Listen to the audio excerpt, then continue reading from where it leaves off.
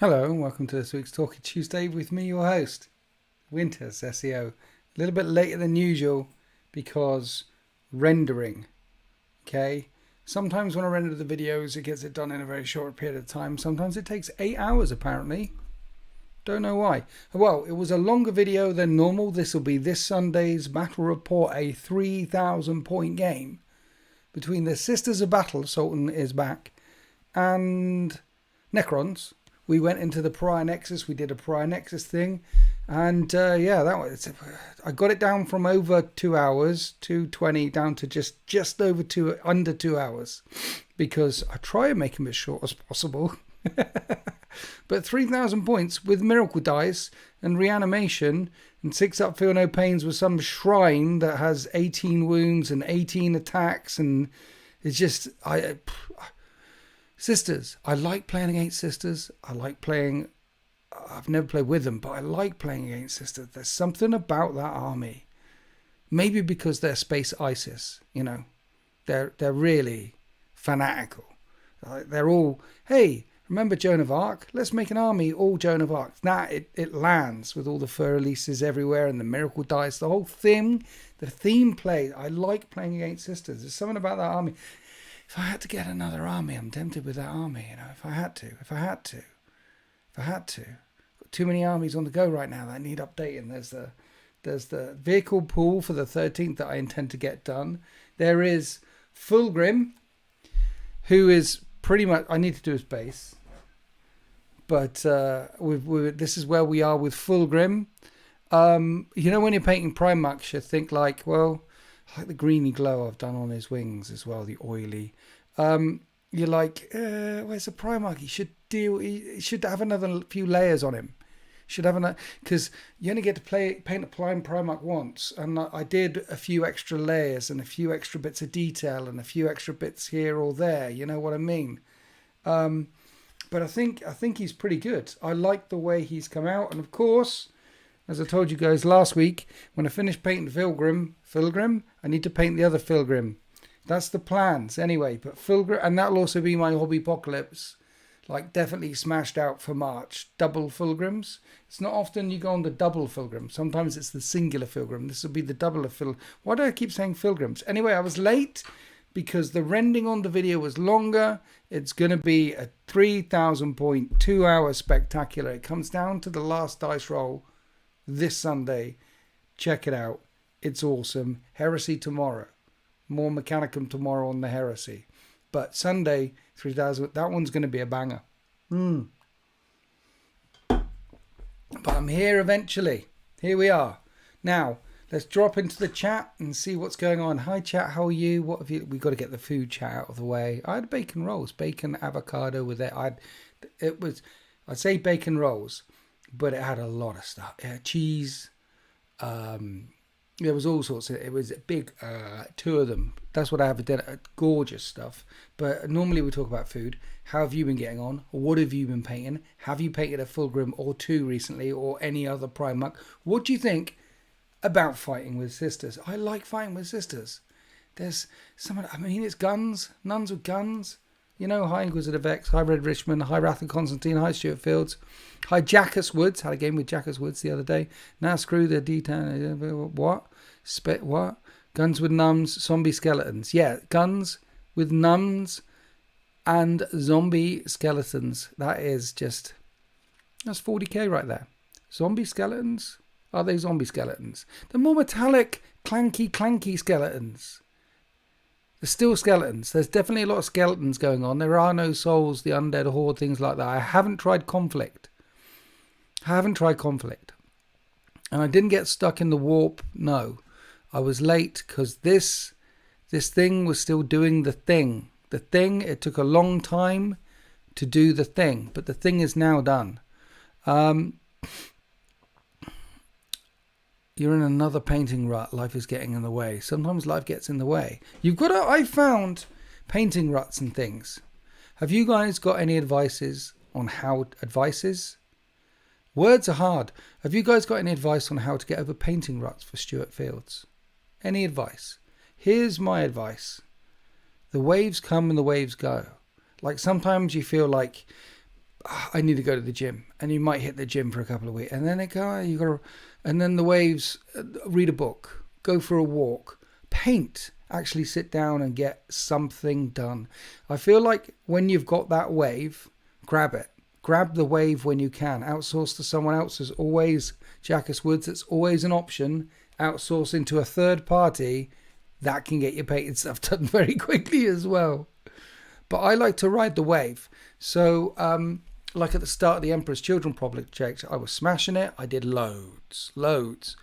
Then it fell off a bit, because then I was thinking about getting into the demonic side of things. And then I painted a lot of demons pretty much over the course of a couple of months, like 3 greater demons, all the fiends, all the demons. I smashed out a lot of demons.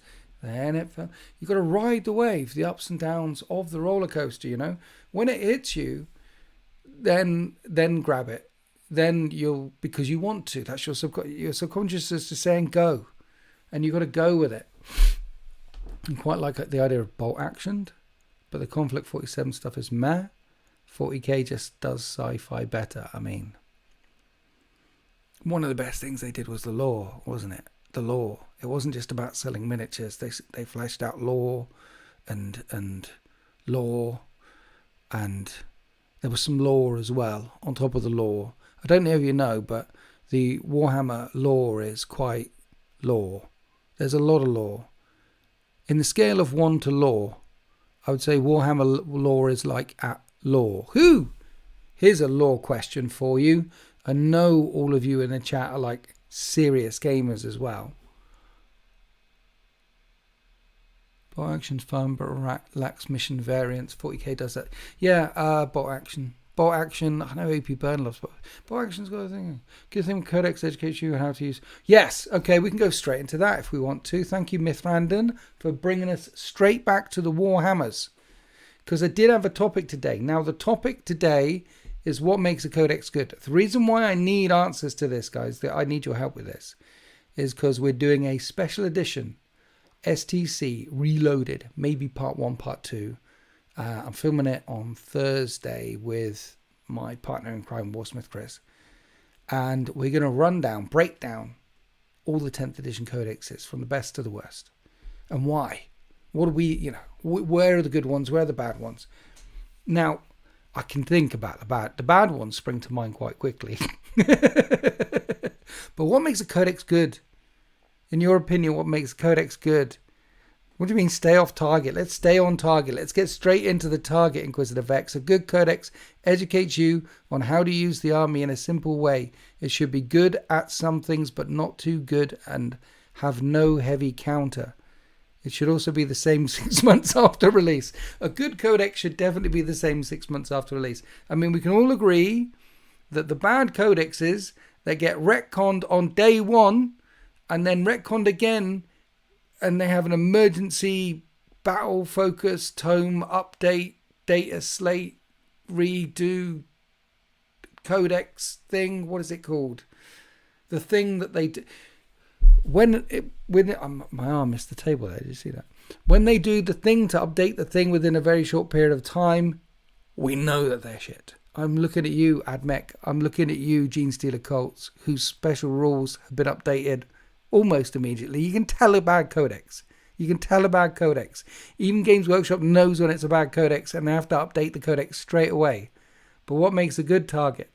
And educates you to use the army in a simple way. A codex educates you to use an army in a simple way. Yes, a codex does educate you. There's words in it, and it's a book, and reading books definitely educates. It should be good at some things, but not too good. Good at some things. All the factions should be good at some things. Tau should be good at shooting. Guard should be good at running away. Iron Warriors should have the gold medal for running away. You know what I mean? Ideally be the same when the physical books actually... Yes. I mean, look, Stuart Fields, we can't just say that what makes a codex good is it is the same when it actually hits the shelves. When the digital copy is the same as the physical copy. We can't. We can't scrape that low in Games Workshop, can we? Their codexes are good when it's actually still in print, 6 months later. We're not talking about the bad ones. We're talking about the good ones. What makes it good? Codexes shouldn't need a 40k version of a day one patch. No, we're not talking about the bad ones. We know all the bad ones. I mean, do you know the bad? I mean, you see the codes, AdMech. Was there any other one that needed a day one patch? For me, a good codex is one that captures the fantasy of the army. See, you're onto something there, because I still like playing. I think the Necron Codex this edition feels Necron-y. You know what I mean? And earlier on in the live stream, I was talking about I played against Sisters the other day, and it felt very sistery. The Miracle dice, when that magical 6 appeared and another magical 6 appeared, miracles were happening. Things were getting one shot. Living Saints were not standing back up again, but things were happening. That felt sistery, you know? If you read a codex and immediately think, dear God, I need 38 of those in my list, then it's a bad codex. No, surely it's the other way around, Stuart Field. If you read a codex and think, I need 38 of them in my list, it's a good codex? What do you mean? A good codex is something that wants you to buy more and dig deeper into the hobby? Or you're saying a good codex is, hey, I've got this army. You're saying, like, I've got an army and it's ready to go, and then a new codex comes out and suddenly you can't play your army anymore. Is that bad? That is bad. There should be enough in the codex so when the new codex drops, and if you have at least a good couple of thousand points, 3,000, 4,000 points, and can mix a bit, you can mix it up. Put a bit of lime in the coconut and a cherry, swirl it right. If you can mix it up a bit, and still the detachments and some of the things work for you, then it's still a good codex. But if you've got 3,000-4,000 points of armies and a new codex comes out and you're like, I can't use any of this anymore, then that is definitely a bad codex. That would definitely be a bad codex. Because if you've got 3,000-4,000 points or something, you should be able to use it, right? It's all fair and balanced. All the points are good, right? We trust the points.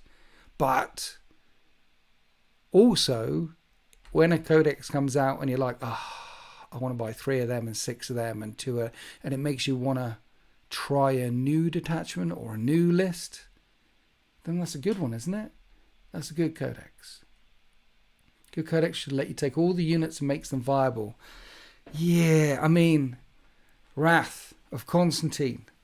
You're talking about a codex made by the Emperor of Mankind himself there. There has never been a codex, ever, in the history of ever, that has all units and they're all viable. There's always going to be some units that are better than others and others that are worse than others, and some that if you add are pretty bad, but if you take 3 of them and then you put that, it's impossible to balance all the things, surely. A good codex has no spelling errors. A new extra lore and flavor. Dude, does that mean all the 10th edition codexes are bad except for the Grey Knights one? And the Custodes one, because all the 10th edition codexes didn't have any new lore in it, except for the Grey Knights one, and that sucked, and the Custodes one, and that made the internet explode. A good codex has multiple ways a good codex does have multiple ways of playing. I agree with that one. Yeah, a good codex, there's a couple of detachments in it, and you think, I want to try that one and that one. That's why, I mean, the Tyranid Codex for me.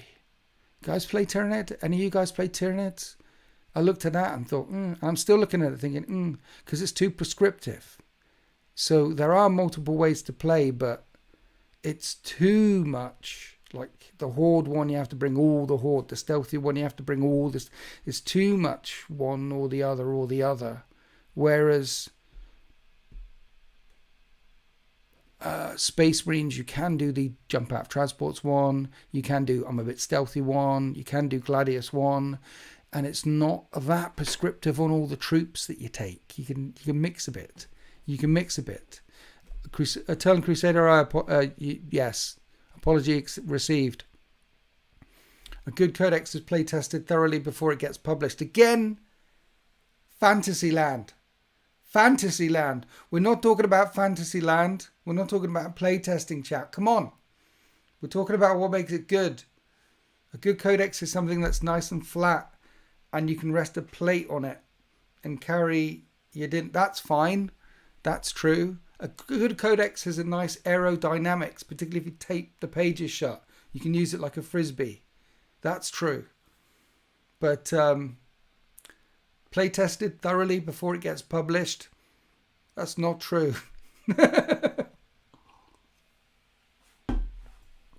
I mean, they got like 50 codexes to play test for every edition, which means they're going to have to actually play test those months before it actually goes to publishers, which is years before they know what the meta is.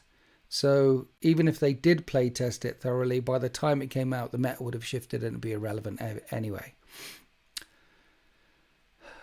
Better and worse, yes, but it shouldn't be obvious that you should always place one unit over another. Yes, I mean, it shouldn't always be obvious that you should place one unit over another. Yes, there are better and worse units, but if it's too obvious that, I mean, there's some obvious ones in some codexes, like they're really good. I need 3 of them. If there are 6 general players, good codex, I know all these tools and go over codex isn't narrow. Oh, pardon me, where did that come from? A good codex inspires you to buy more models to the GW. Look, a good codex does inspire you to buy more models. It does. In any edition, if you have Tau, let's say you have Tau, okay? And for those of you that are thrown up in your shoes right now, okay, it's Space Marines. You've got Space Marines or Tau, and you open the book and you're like, I want to try that detachment, or I want to get those models for the thing because they're new and shiny. Or if you've got a new book for your army, Tau, you've got Tau, guys, you love the Tau, and you get the new book and you think, I'm going to have to buy 4 more boxes or something. Just 4 is enough, and then I can make up that list idea that I have in my head with all that. That's a good codex. A good codex should make you want a hobby. A good codex should make you want to spend money. I'm not saying like mortgage a kidney or anything. Okay, buy Inquisitive Effects, I'm not saying, sell your house or anything, but if you have an army and you get a new codex in your hand for your army, it should make you want to buy more stuff from your army. It should. It should. It should. It should. It should. How I drop, yeah. At least 10th, none of the codexes dropped a month before the edition was burnt to the ground. At least in 10th, none of the... Yeah, they did. They did wait. They did release all the codexes a bit before the end. In 9th, they released one, and it was like 3 months to go. That was a bit short. That wasn't much of a turnaround. A good codex isn't made obsolete and irrelevant by the next codex. That's difficult to unpack there. That's difficult to unpack because when a new codex for a thing comes out, you should be in a new edition with new stuff and things.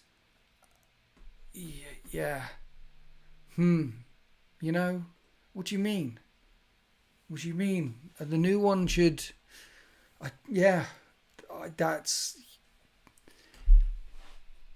I'm stuck on that one. The rules in a codex should make you want to spend thousands of dollars. The rules should be free. Guard 9th codex was valid for 6 weeks before 10th dropped. It's 6 weeks, was it? The Guard codex came out and 6 weeks later, 10th dropped. Do you know we've only had like the index thing twice? We had it in 8th and we had it in 10th. And if we don't get it this time round, then what happens is your codex that you got in this edition will still run into the next edition, will still be valid in the next edition as well. Still be valid in the next edition as well. So, you know, maybe the codexes that dropped at the very end are going to have years of life in them. Years of life. The World Eaters in 8th. I know. The World Eaters dropped at the end of 8th.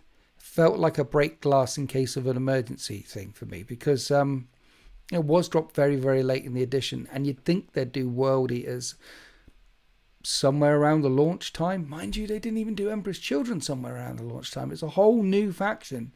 You'd think you'd do them somewhere around the launch time. If I was releasing new factions, somewhere around the launch time. Or if I was doing a ground up rebuild of a faction, like Grey Knights and Demons need, then I'd do that around the launch of a faction, not bury it halfway through. I'd hype it. I'd lean into it, you know? What faction is going to be top and 11th and get all the love? Normally Space Marines, but before 8th edition, it was never Space Marines. But I say normally Space Marines. In 10th edition, wasn't the Eldar Codex broke forever? Wasn't it broke for a really, really long time? Not necessarily because the Eldar Codex was broke, but because of devastating wounds, which was in the Eldar Codex, and the ability to pick whichever dice you wanted, which was in the Eldar Codex. If they'd have taken as many devastating wounds out of the Eldar Codex, then the pick your own dice rolls for the Eldar thing, it wouldn't have felt as devastating. You know what I mean? It does feel like 10th arrived 6 months ago. Time does go fast when you're old. See, I am looking forward to the 11th. I'm looking forward to 11th as well. I'm looking forward to having some new ways to play. It's interesting because the Heresy crowd were not looking forward to 3.0. They were like, no, this is too soon. Maybe you could have left the edition change for a year or two longer. But 10th edition, a lot of Warhammer people that I talk to feel like, a lot of 40k people that I talk to feel like, yeah, it's time for an edition change. Let's go for the next one. Let's see we are. Yeah. And interestingly, there's lots and lots of ways to play in this edition. There's lots of different detachments. There's all the Grotmas detachments as well. There's loads of different ways you can play with your army, but the missions are the same. We need more missions, which is why I've been playing like narrative stuff half of the time on the channel, why I've been making up my own missions half of the time on the channel. Evening Zephyrd, evening. I mean, guys, have you all been playing just the matched play stuff, or do you make up your own missions as well? It's your Warhammer, it's your hobby collection, they're your toys, it's your paint job, it's your money, it's your time. This hobby swallows time. Have you just been following the match play all the way through? Are you a match play fanatic? Which is fine. It's absolutely fine, because you might not get to play that often. And that is the edition, let's face it. This edition, 10th edition, is the match play cards edition. That's Warhammer, this edition. And that's what, have you guys just been playing the match play, card play, this edition? Because that is this edition. But I've definitely been tinkering around the edges and playing different types of missions as well, because you can. It's your Warhammer, it's your hobby, it's your money, it's your time. And you can play Warhammer your way. But have you just stuck to the script, or have you deviated? And if you've deviated, what have you deviated with? Strange. It's been a fairly good edition, but there does seem to be a bit of a desire to move on from it. I know. It's just 10th is a bit uninspired. There's something missing, isn't there? A good codex should not always be one detachment, and always certain units if you want to win. Competitive lists should vary. Again, I know. And there is like one list per army, one competitive list per army, sometimes two, at the very top tables all the time. Now that list might change right or left depending on some points ups or downs or some new models or releases, but you see the events and the results. If you guys check that stuff out, all the Eldar lists are the same. All the Marniers, Calgar, Victress, Honor Guard, Guilliman lists, they're all the same. All the Death Guard lists are all like Death Shroud, Terminate. They're all the same. Haven't really played much of 10th. Not a fan of the reroll spam. It's all reroll spam. It's all hide and seek gameplay. That's what it is.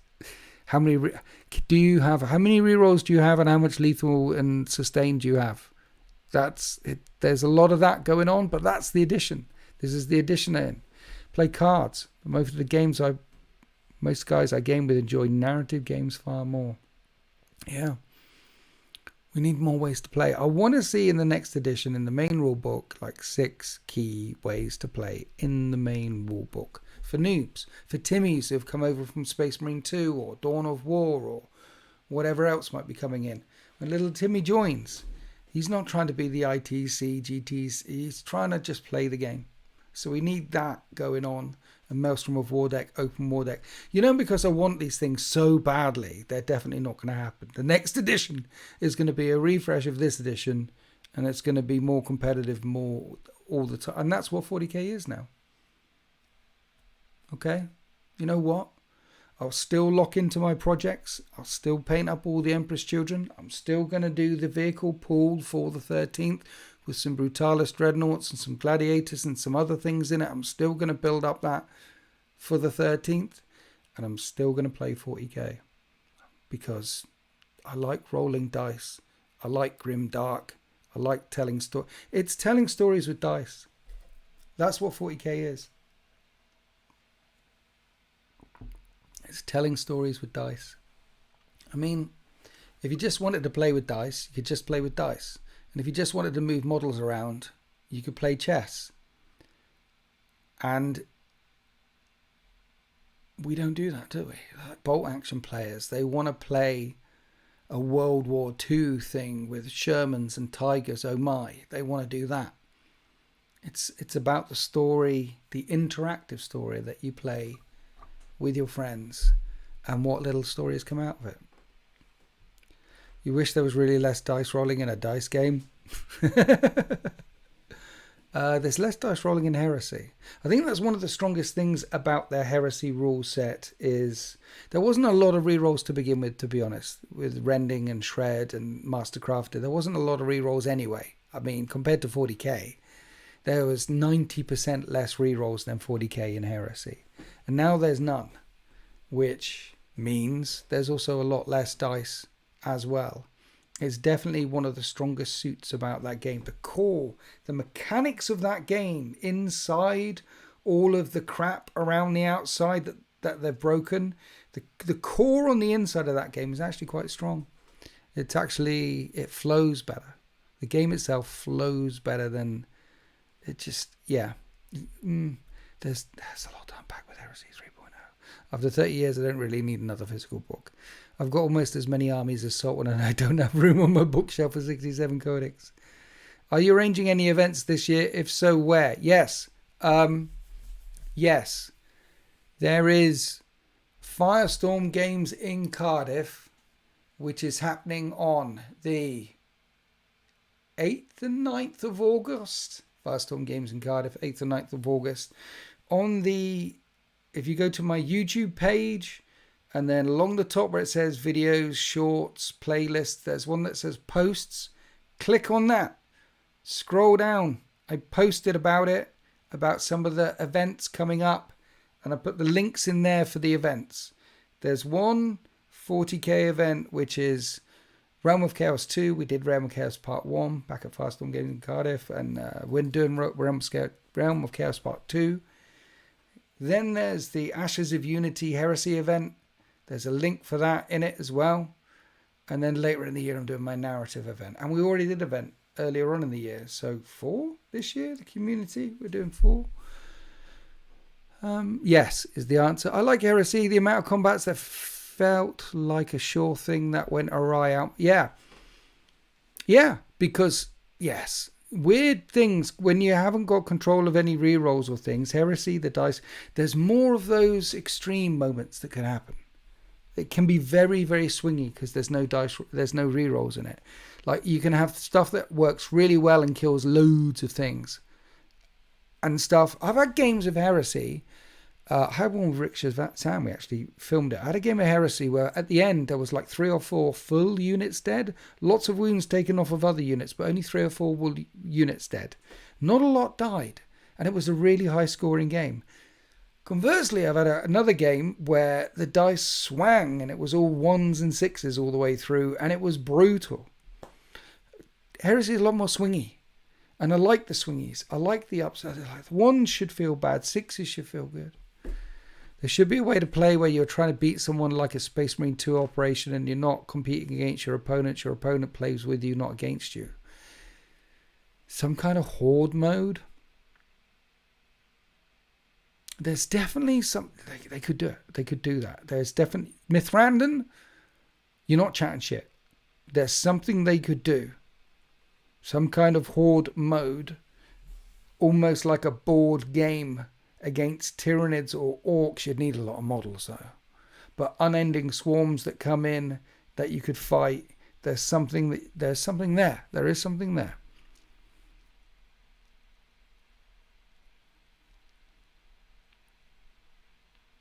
Kill Team has co-op. You can play Kill Team. It has co-op. Yeah. Yeah. So what makes a good codex? What makes a good codex for me? There is an unofficial horde mode game made by Warhammer. There we go. There's a horde game made by Warhammer. Check out Warhammer. Check that out. And then you can play your horde mode. But what makes a good codex? I mean, bottom line, it's got to have good lore and good art. And hopefully move the lore forward. Like I said, there's not a lot of codexes. They stopped moving the lore forward in codexes in about 8th edition, around then. And now some of them do it some of the time, but rarely. Very, very rarely. And when they do bad jobs. Like the Terminus thing in Grey Knights. But it'd be nice. A good codex should have some good lore. It doesn't have to move the lore forward, but some solid lore. And some solid pictures, some solid artwork. There used to be more of it. Now they're quite thin, you know. A good codex is the opposite of the Emperor's Children Codex. Preach! Preach! The Emperor's Children Codex is half a codex. Just like when the World Eaters Codex dropped the first time, that was half a codex. And you know what they're doing. That's like a director at EA stopping in and saying, no. Let's remove those bits and sell it back to them as downloadable content later. That's what happened there. You can just feel the boardroom's hands all over it. They're sticky fingers.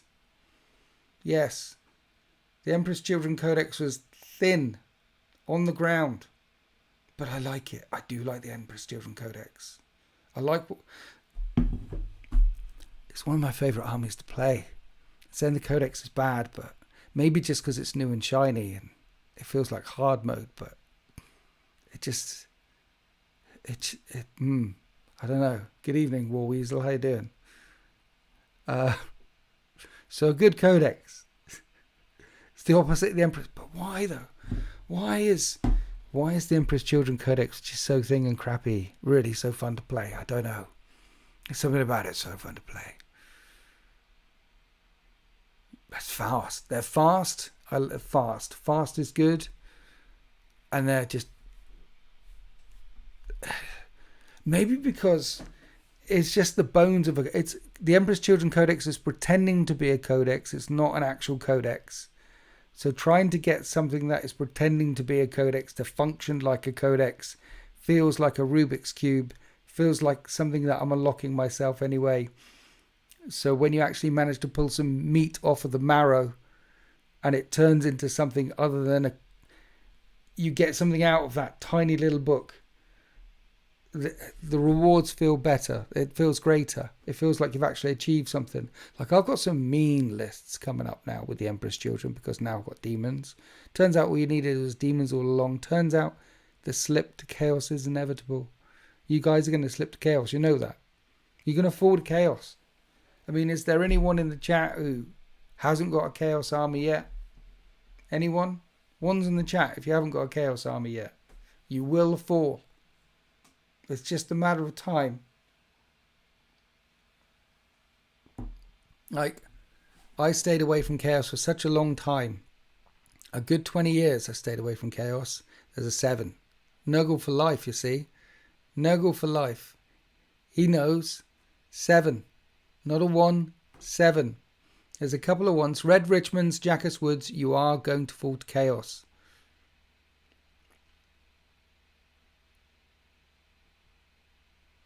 Two from Wrath of Constantine. 1 from Scott Market. You're going to fall to Chaos. Daniel Rigoni, you say you're going to end up with Sultan and have 10 Marine armies eventually, right? Sultan bought a World Eaters army. He fell to Chaos. He only played it about 3 times and then sold it on again. He bought a whole army, played it, and then sold it. But he got touched. He got touched by the warp. Well, if you stick with Tyranids, they're anti-chaos. Tyranids are not just anti-chaos. Tyranids are anti-everything.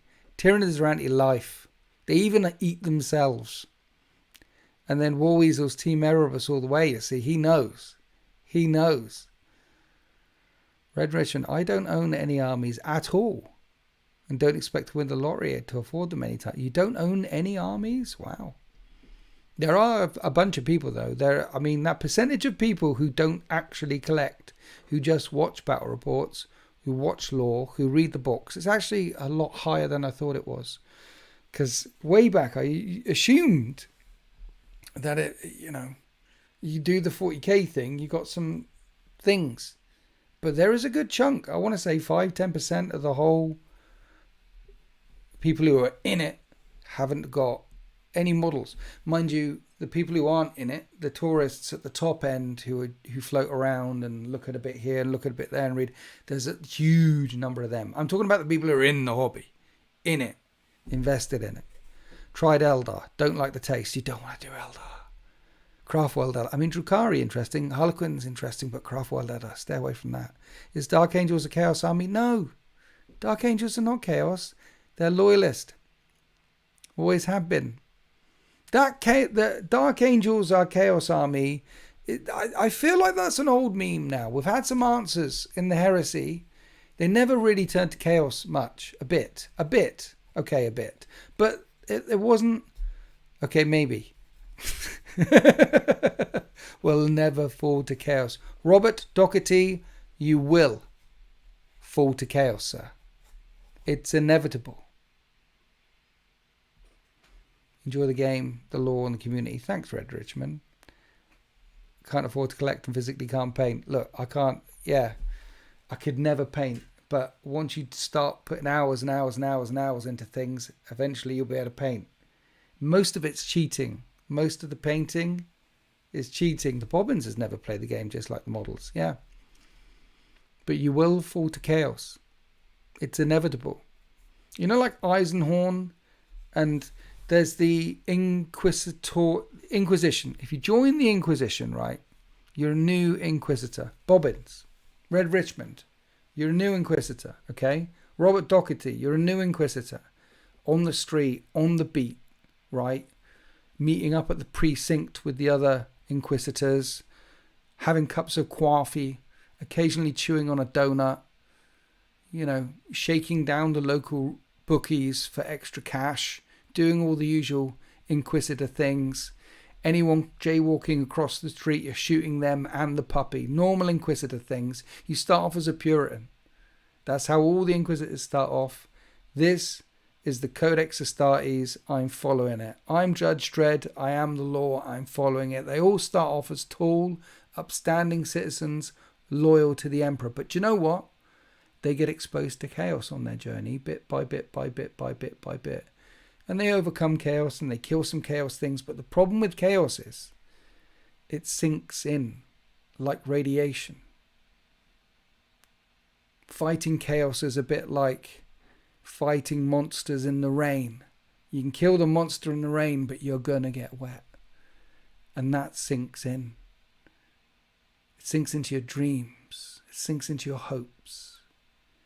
It makes you think darker thoughts until eventually you will come across something, someone, somewhere that you can't overcome. And you're going to lose and you're going to die. And you call in the air support and you're going to lose, you're going to die. And maybe you even run away. Like, I don't die today. But you need to stop the something, someone. And so you call in more air support. You call in Titans. You do all the things. And you still have to run away. And you still... And that rain that soaked you in that alleyway all those years ago. Those little feelings, those nightmares that you get late at night. You remember there was this staff once. Yes, it was the weapon of the enemy. And yes, it's locked up in the precinct along with the 12.5 tons of cocaine down there that we all have a jolly on a Friday night. It's down there.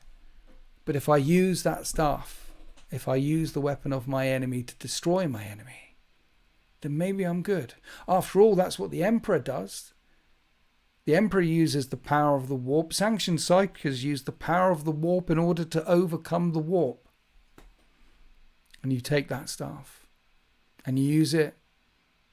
You kill the thing. That's how you slip.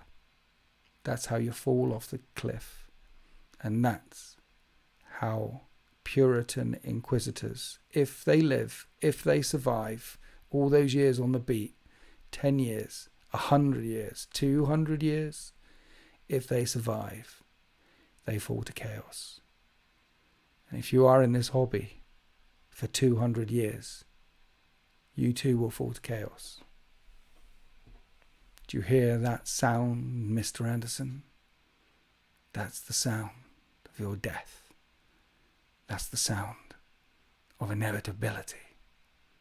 You will fall to chaos. It's just inevitable.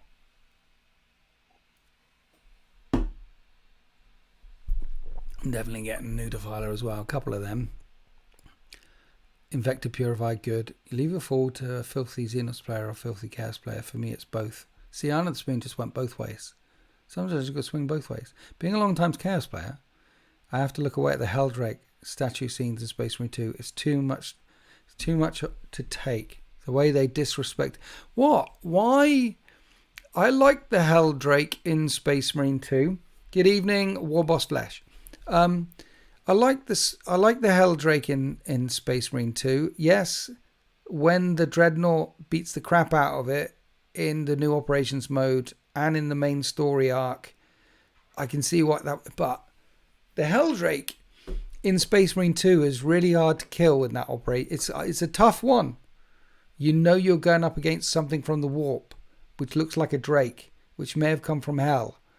I think they did well in the Helldrake stuff. I mean, Space Marine 2, it's the lore. They do the lore in it well. Dark Tide do the lore in it well. It feels very Space Marine-y. And Dark Tide feels very Space Marine T. Space Marine T, Space Marine. One man's Chaos is another man's Freedom Fighter. Well, I wouldn't go that far. The Chaos Freedom Fighters, they are Freedom Fighters, aren't they? Overthrowing the tyranny of the man on the chair. Love the new Orc Warboss. The new Orc Warboss looks good. It looks good. He looks beef, hench, and he's still got his attack squig. Jeff is still running around with him, which is good. I like the fact that the new Orc boss doesn't invalidate the old Orc Warboss, because sometimes they bring in new versions of models, and you're like, damn, I need the new one now, because he's now got these things on it, and the old one didn't have the old things on it, so I can't play my old one. Now you can have an old Warboss and a new Warboss side by side. I was thinking about getting the new one and painting him blue and calling him Bluey. Just, I don't know, something about that made me laugh. He's a blue one. It means he's lucky. Blue is lucky for orcs. Blue is lucky. And and he would be the only blue orc warboss in my entire army, and his name is Blue. I like that idea. Poor Helldrake just sits on his nest trying to have a nap. No, listen. The Hellicree doesn't sit on... The Helldrake comes at you. And then he sits on his nest. He's doing the hiding the thing. And then hiding the thing. And then He comes at you earlier on. And the first few times you do the reliquary mission, he burns your face off. It's hard. How do we feel about the new combat patrol for Iron Warriors? I wasn't going to do any reveals this week. I don't think is there new combat patrol for Iron Warriors? Guys, Is there new Combat Patrol for Iron Warriors? Is it out? Warhammer Community. See, last time I'd cut to the screen share, but it broke the computer last week. Yeah. Why am I yawning? I'm not that tired. How do we paint the new Tomb Raider? What are you talking about? I'm enjoying that we are finally getting love for non-aligned Chaos Legions. Yes. With the Eldar, with the Corsairs stuff is good.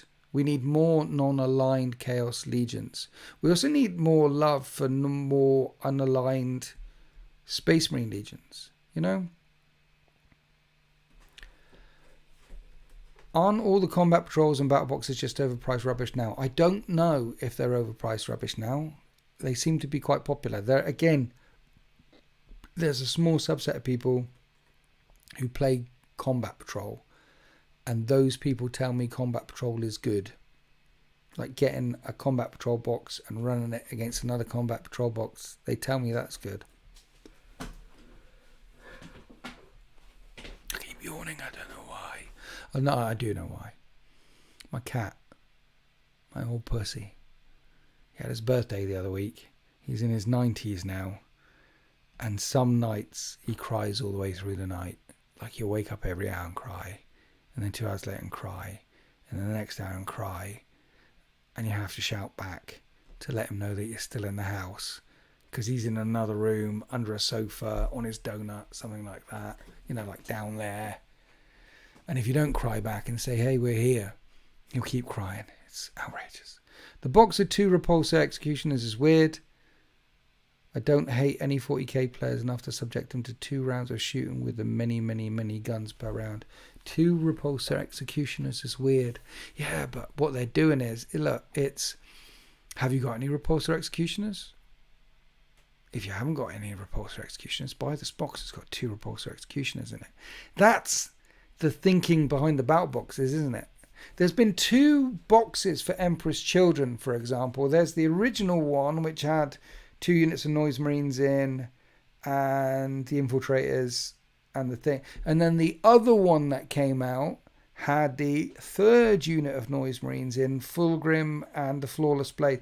They basically released 2 boxes, and if you brought them both together, it was a 2,000 point army. They knew what they were doing. They were like, there's no point in re-releasing these things. Let's bring out another box. That's what those battle boxes are. They're not designed with a hobby, and they're not designed with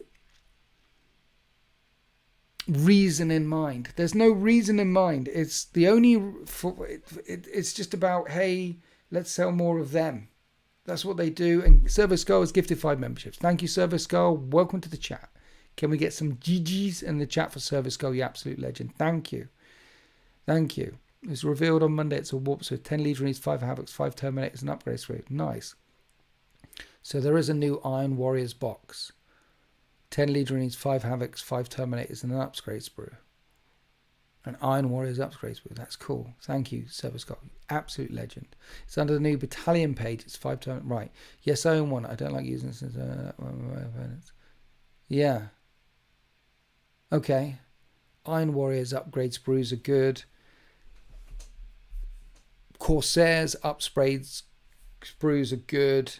And models for... What upgrade sprues do they really need to release, though? What do we want more than anything?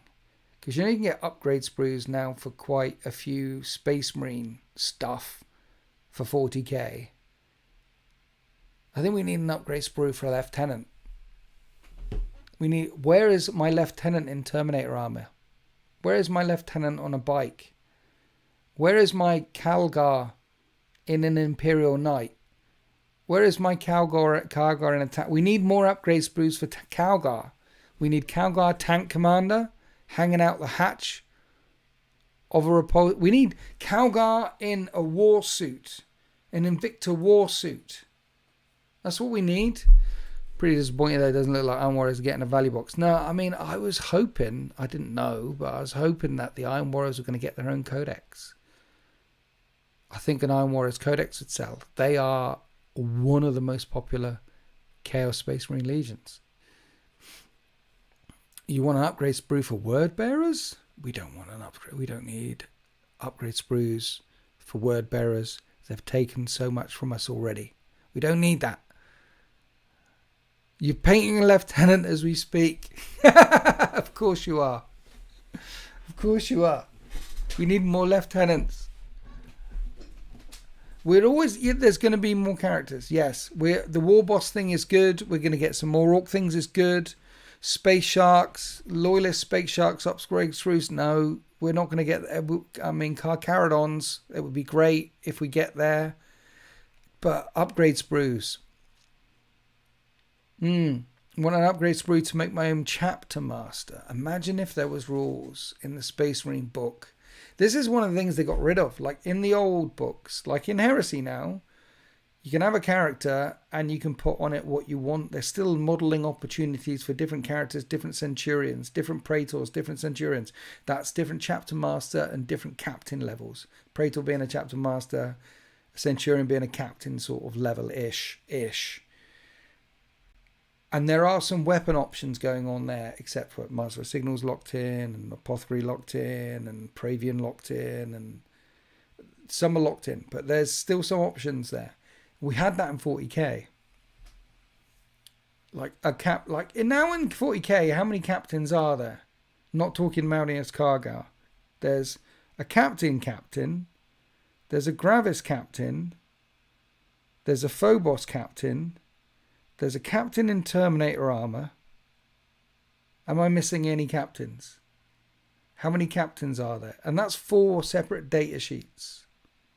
What it should be is like one data sheet, which is Space Marine Captain. And it should be X points. Like Space Marine Captain, 80 points, right? And it comes with X and Y.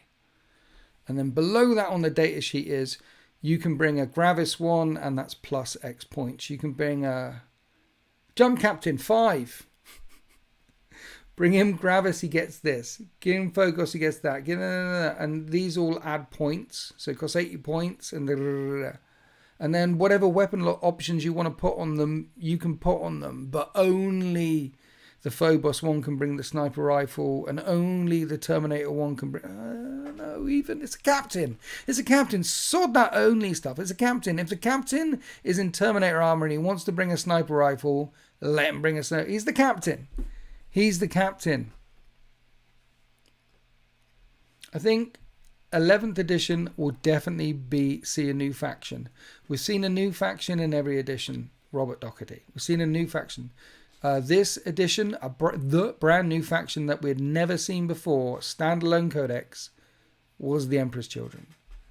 The previous edition, standalone, that we'd never seen before, was the World Eaters. And then the previous edition, standalone Codex, that we'd never seen before, was the Leagues of Votan. And Gene Stealer Cults. We got 2 and 8th. There's every edition for the last 10 years, 12 years, they've released a new faction. We're going to get another new faction, definitely. What do you guys think it's going to be? Eldar on dinosaurs, surely. I agree. Eldar Exodite Codex. No, have Craftworld Eldar Codex, Drakari Codex, and then Eldar Renegades? What would we call it? The other Eldar book. And inside the other Eldar book, there is Eldar Corsairs, there's Harlequins, and there's Eldar Exodites. And they're all in that book with detachments that you can make. There'll be a Harlequins one, so you can make a Harlequin whole, and a Corsair. So you can make your own things. But you can also have rules where they add into the other ones, you know? Dark Mechanicus. We could get Dark Mechanicus. We're not going to get a Catechin Codex now. We're never going to get a... Eldarium Agentus. Yes. Eldarium Agents. It should be called Eldar Agents. What should it be called? More Eldar... ... Dark Mech. Dark Mechanicus. I think the Dark Mechanicus is going to be drip fed into the main Chaos Space Marine Codex first. So we've already got some dark mech creatures in there. You've got the old Predator, the old Land Raider, the old Rhino. Now we're going to get a new Defiler. But you know, like you got the Venom Crawler and the Forge Fiend and the Mauler Fiend. I think they're going to add a few more in there first before they launch the Dark Mech Codex. But the Dark Mech Codex is surely coming. See, the thing that might dissuade them from doing Dark Mech is AdMech isn't popular in this edition at all, for a lot of reasons. The main reason why AdMech isn't popular in this edition, there's two huge reasons. Guys, Codex Eldar and Friends, Traitor Guard. Traitor Guard is a good one. Codex minus Calgar. There should definitely be a Codex minus Calgar. But there's a couple of main reasons why Adeptus Mechanicus isn't very popular in this edition, and because it's not very popular in edition, it might delay or hold them back from doing a Dark Mech Codex. And that's the shame of it, because if Mechanicus was very, very popular, and it was up there with one of the most popular, or even mid-selling, then we wouldn't even need to be having this conversation about when is Dark Mech coming, where is my Dark Mech, where we wouldn't even be having those conversations. It would be coming. They would be leaking stuff into the Chaos Space Marine book. They'd be leaking stuff into some of the specific Legion books like Word Bearers and this. They'd be leaking bits here, there and everywhere, and then we'd get a Dark Mech Codex. But I think it's been delayed, and I think it might not even come out. It might just get put into the Space Marine Codex, because there's a couple of big reasons why. Mechanicus didn't sell well. Mechanicus didn't sell well because they retconned it day one. There was a day one patch, and then 4 months later, four weeks later, they rewrote a huge chunk of the codex, which means that if you go to a Games Workshop store now and buy an AdMech Codex off the shelf and try and play that army as written in that book, even the core rules in that book, the army rules, have changed. And a lot of the data sheets in that book have changed. So that's one of the big reasons why AdMech isn't popular. Because you can't really recommend to a new player, oh yeah, start AdMech. By the way, don't use the book. You can't do that. Another reason why it's not popular is because it's the most expensive army to play. Because they screwed the points and screwed the rules and screwed it so much. You have to have 5 times as much stuff to play an AdMech army than any other army now. Have you seen a full 2,000 point AdMech army on the table? It fills the deployment zone. It fills the deployment zone. Like, Custodies don't fill the deployment zone. Knights don't fill the deployment, obviously. Most armies don't. But it's the most expensive army to buy. You need more plastic crack to play AdMech, by far, than any other army. Those two reasons, quite simply, put a lot of people off of the idea of getting AdMech. I mean, you're all gamers. Have you had a sudden urge to run out and, oh, I need a new army. I want a new army. I really like this army. I'll go and get that. Oh no, 1 minute. That one will cost me 3 times as much as that other army over there. You're not doing it. So those are the two main reasons. And of course, there is another really, really big reason, which is the models. They've got to have models that you really want to get and play with. It's visual for us, guys. We see something that we really like, and we're like, I want that. I want 3 of them. Those are really cool. The whole Games Workshop has built from the ground up for having these stores. The little Timmies walk past in a shopping centre. Not that they exist anymore, but the little Timmies walk past and like, look at that. That looks amazing. That big blue fella there with a gun. Let's go inside, Daddy, and find out what's going on. And these days it's perusing the internet being the shop window of the 21st century. People peruse that and go, oh, look at all this Space Marine stuff and Astartes and lore and Space Marine 2. That looks cool. It's all about the visuals. It's all about the cool stuff. So you've got to be able to look at an army and go, that is uber cool. I want that in my life. And they can do it. The new Defiler is uber cool and people are waiting for it, and they're going to sell out because those new Defilers look amazing. And then there are other models that you think look amazing, and then you have to get it. Like I just finished painting Fulgrim. I need to base him. But I saw that and like, that's a new Primarch.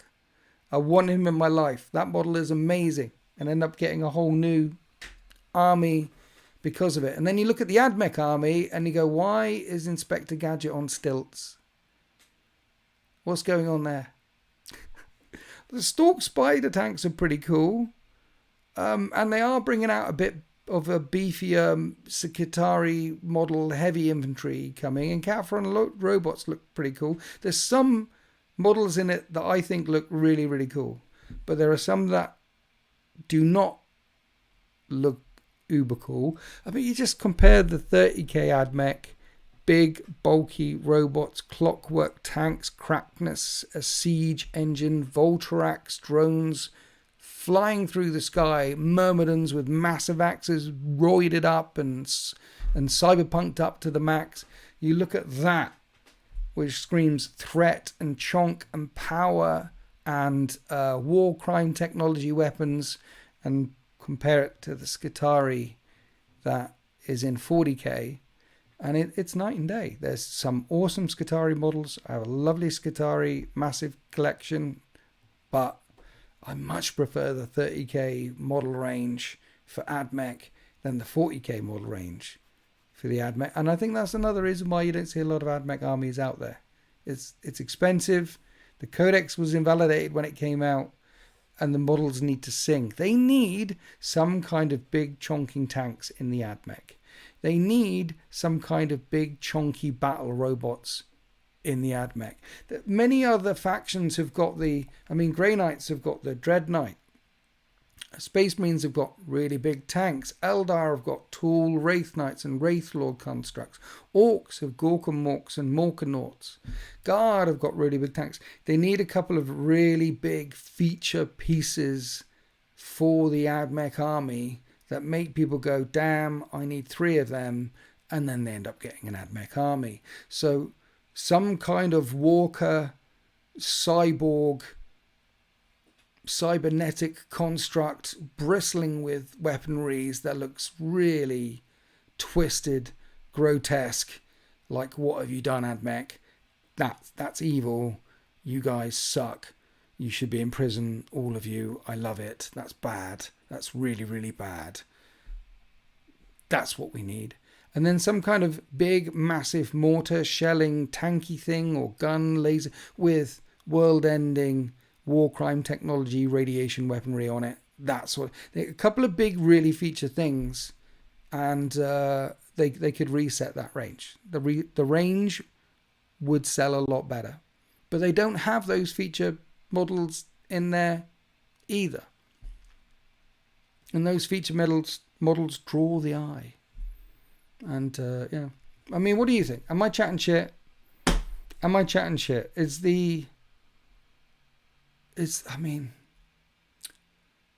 Yeah. What do you think? Let's dive into the chat. I was chatting away. I was off on one there for a while. That could potentially be a clip, but I was off on one for a while. Let me write the time down, because that could be clippable. I don't seem to have any paper with me. What is the time? How far into this are we? Somebody tell me the time. The screen isn't showing me the time. Heresy AdMech were valid in 40k. If Heresy AdMech were valid in 40k, I'd have an army in a minute. Yep. Cybernetic stuff valid in 40k. So AdMech need Imperial Knights with even bigger guns? No. AdMech needs some kind of feature piece. It doesn't have to be a 400-point Imperial Knight thing, but say like 300 points. Something big and chonky. Some big... Look, they're AdMech. They can make out of twisted cyborg parts and many different servo skulls. Imagine servo skulls hanging off of all over the place, and some big chassis with a big belly gun coming out of it, and nasty sharp pointy teeth with razor. It would work. It would work a lot. It would definitely work a lot. I think 30. Put 30. I think they did great with the 8th edition release models. Yeah, I think the early release were really good. The early release, I was so in love. The early release of Adaptus Mechanicus had knights in the book. So there's your big feature model. Well, it came in 2 books. There was Codex Guitarians, Codex Cult Mechanicus, typical Games Workshop. If you wanted the whole army, you needed 2 codexes for that army. And they ran with the 2 codexes for 2 editions. Codex Guitarians, Codex Cult Mechanicus, and then the Cult Mechanicus, they had the knights. But you had your feature thing, you had some knights, and then the OG Stalk Tanks and Cataphrone Breachers, and then Horde Infantry, where you could have 20 Rangers, 20 Vanguard running around all over this. Menial, tech-stamped dudes with guns. It was nice. And the Castellan robots, 1960s robots, they took a while to grow on me, the 1950s robots, but they do now, because they have grown on me since. I like them because they're very bespoke. They're very AdMech. You know? Silent King type model with a big platform and a heap of creepy robots looking about their business just like a walking factory. Now you're talking, Stuart Fields. A walking factory. Yeah. Some sort of thing on mini legs, like a millipede of legs, with some big creepy robots hanging off the side with guns, and on this a platform with some guy at the top steering it literally with levers and shouting into a loud haver with some sort of shield dome on top, and he's the tech priest driving it. And then you've got a couple of dudes hanging off the sides, 3, 4, 5 dudes hanging off the side for close support, you know. So if anyone comes close, they're shooting and chopping them for close support, and millipede legs underneath, and then it's got a bristling array of guns, and it's a walking slug pulpit of guns with some body parts. Like one of the arms looks a bit too human. That brain in the vat there. AdMech grotesquerie. Grotesquerie? Is that a word? It's a word now. The body horror stuff that AdMech come in. It's mean. Grim dark. Love the crazy designs of the AdMechs. The doggos are my favourite. Yeah. The Da Vinci Flyers. So yeah, Skitari riding doggos instead of horses. See, I like them. I like the Skitari riding doggos instead of horses. I think they're really good with a flamey breath. I think they missed a trick though. I would have made those doggos bigger and chunkier and meaner. They look a bit... Give them some bulk. And the Da Vinci's Flyers, I like them, but give them more guns, or give them more, make them a bit, those wings look a bit too papery, you know. Menace, we need the menace to. If you see a Da Vinci Flyer overhead, you'll be like, yeah, it's nice.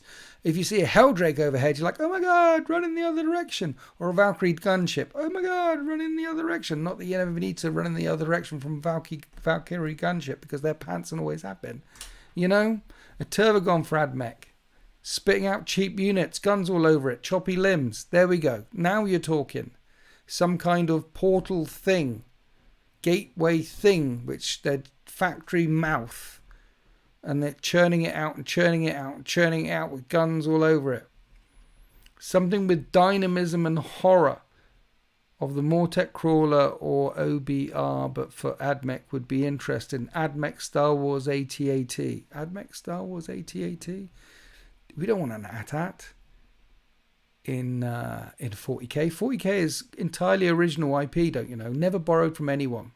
Never borrowed from anyone. Everyone who worked at Games Workshop have signed affidavits swearing on their grandmother's grave that they've never seen Aliens. Because that's not really a popular movie. I think, by the way, guys, if you haven't seen it, there's a little known sci-fi horror movie out there called Alien and Aliens. You should really check it out. You might like it. Ignore the similarities between that and Gene Stealers. Ignore that.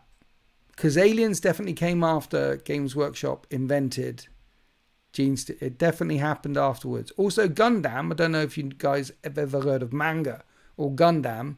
But that whole thing that's taking over the world, that was invented after Games Workshop invented Tau. True story. The Da Vinci aesthetic was a bad idea. Someone in the design office... Yeah, look.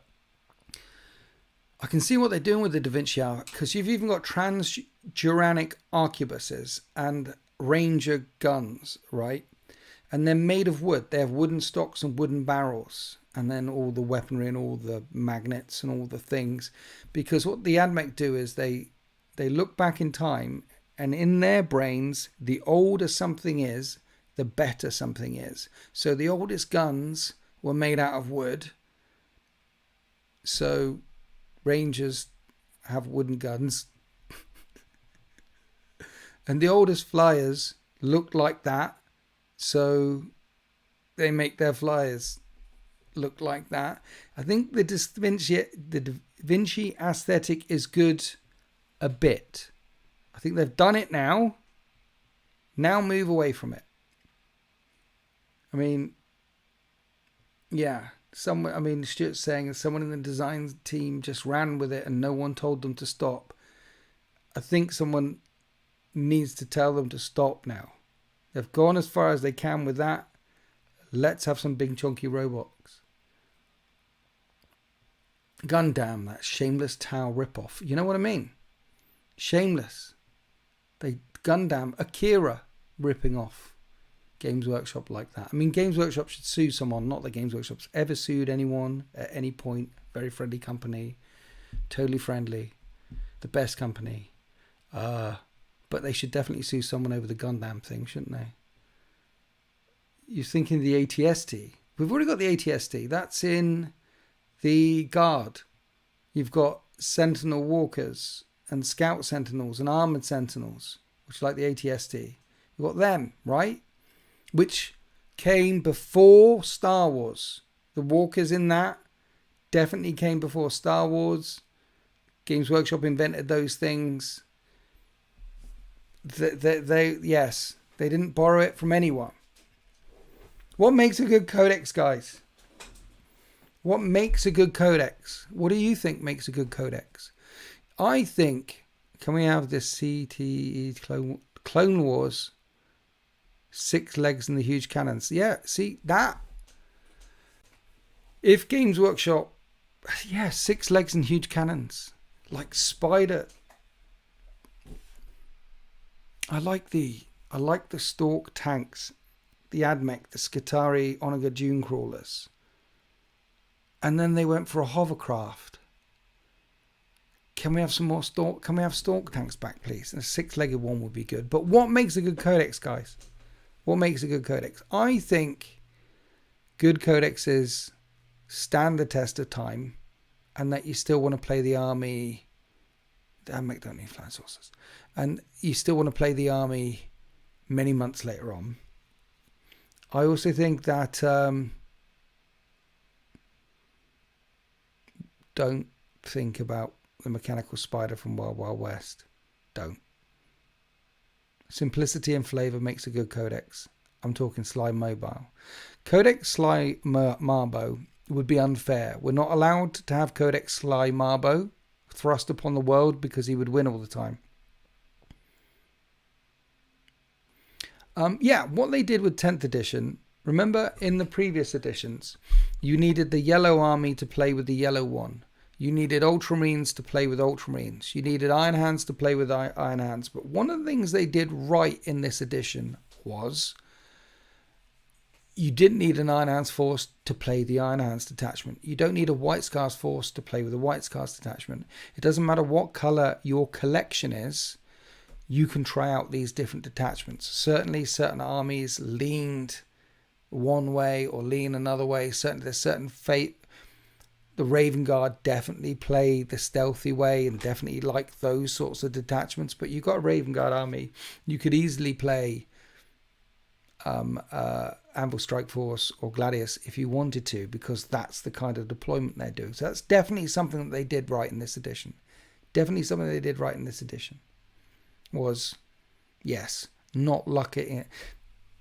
If you collect that army, you get to choose how you play that army, not Games Workshop. Definitely a good thing that they did. But then they also made it a bit restrictive by saying, well, those detachments, the detachments have become or are a tool to increase sales.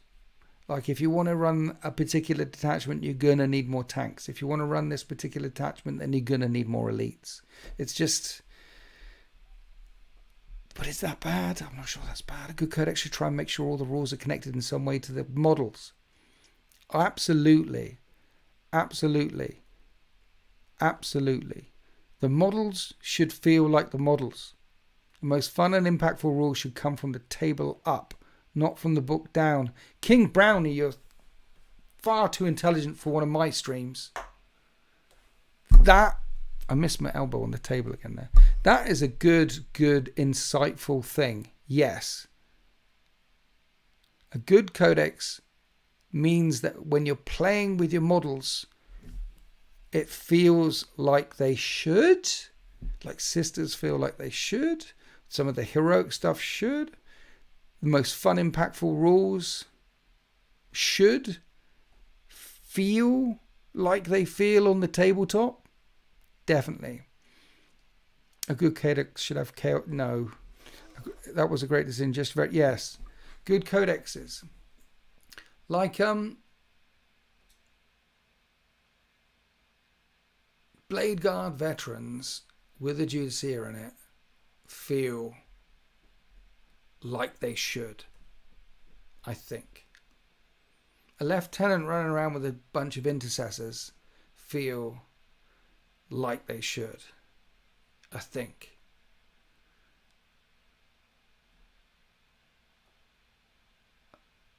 That's the tactical marines. Tactical marines don't have AP-1 bolters. They're rapid fire bolters, which are not heavy assault like intercessor bolters. Tactical marines don't feel like what they should. And I think that's because they don't want to sell any more tactical marines. They want to sell you all the new stuff. I think that might be because there's a new Tactical Marine box coming at some point. I mean, they have to re-release Tactical Marines, Primarisify Tactical Marines, right? It's one of the best-selling boxes Gamesworks have ever produced. Just Primarisify it. And in the new Space Marine Codex, let's have Tactical Marines. Primarisify Tactical Marines. And also OG Tactical. Just call them Tactical Marines, like the Stern Guard are Stern Guard, and Terminators are Terminators. And if you're running Tactical Marines, this is what they do now. But let's have a Primarisified box of them. Because right now they don't feel, they feel weak for Space Marines, you know, weak. It's better, yes. Honestly, what makes a good codex is cool lore.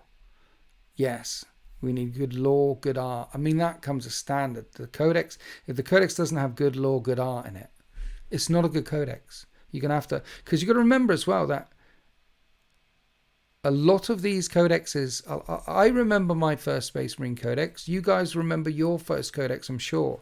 Your first Codex is the first time you open it up and you're actually reading about your faction from the ground up, at the same time. So when little Timmy goes out and buys his Space Marine book, he better have the origins of the Space Marines in it, something about the Emperor in it, a good bit of lore in it, stuff that needs to be in there all the time. Just needs to be there. And it should also help you play any models, but we can't. Not every codex can help you play all the models. Every codex should contain the vibe of the faction. War Boss Flesh. You're getting it right. You're getting it right. Good codexes for me. Here's the thing. There are some codexes in this edition which feel right for the army. Do you know what I'm saying, guys? Do you play a certain army or multiple armies, but there's one that you play and that feels like... I'll start us off. Necrons. Necrons feel like Necrons. A lot of the vehicles have 4+ invulnerable saves because Necron tech. You don't get that in other codexes. Annihilation Barges, Triax Stalkers, Doomsday Arcs, Doom Scythes, no, Doomstalkers, not Doomsdays. There's a lot of 4+ invulnerable saves in all their vehicles everywhere. Trans, it's good. That's good. The models getting back up again, good. Canoptic Reanimators, good. There's a lot of Scarabs being born by spiders, good. It feels, when you play against them, when you play with them, it feels very Necron-y. You know what I mean?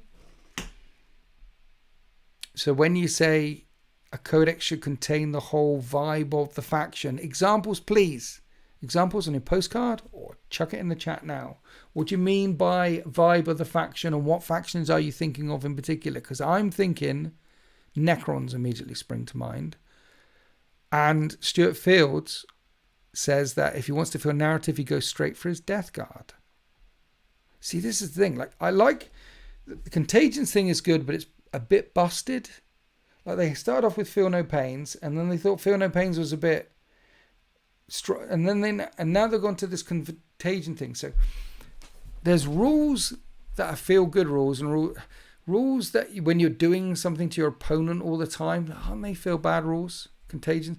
Here's what they should do with the Death Guard. If I was in charge of the Death Guard, the entire faction all the time, everything, vehicles, monsters, demons, I don't care what it is. If you're Codex Death Guard, you get a 6-up Feel No Pain. And then there might be some medics in it, like the Plague Surgeon, that you can attach to some units and give them a 5-up Feel No Pain. But I just make the Death Guard Codex, it's got, I mean, Plague Marines are toughness 6 now, their Terminators are toughness 7 now, that's all good. Lots of toughness stuff, but they just don't need those bits. You could have the Contagions in it as well, in a detachment thing. But, yeah. Make him just resilient as all hell. And Necrons feel very Necron-y. You have any Space Marines, which they feel like Space Marines. Good. Orcs feel very narrative, Mad Max, except for the Squig Hog stuff. Yeah, the Squig Hog stuff, they need to, the Beast Snagger boys, they need to round out that a bit more. Monster Hunters. Okay, so Death Guard Codex is awesome. Proper thematic, and Shamble Rot is very thematic.